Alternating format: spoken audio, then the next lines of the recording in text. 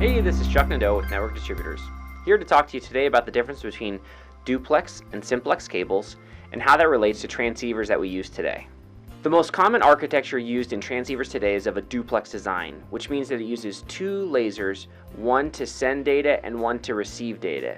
It uses the same wavelength. In the Simplex design, there's a single laser that's used that transmits two different wavelengths over the same fiber. This is able to be used because we use different wavelengths, so they're kind of like paths traveling down the same fiber channel. Enter the bidirectional transceiver. Sometimes this is known as a BIDI unit, and what's really important to note about this is that it uses a single laser and utilizes two different wavelengths on a single fiber. It uses one wavelength to send and a totally different one to receive. The wavelengths kind of act like channels and are able to go down the same fiber end. To be able to make this work, we need to use a downstream bidirectional unit on one end and an upstream on the other.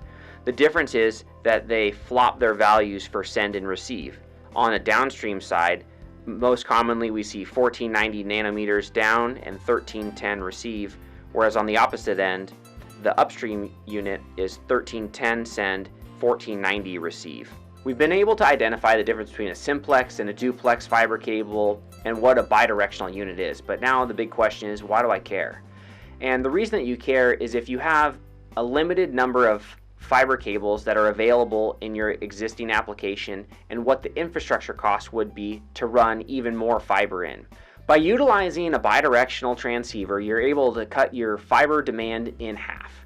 If you have any other questions, give us a call at the number below.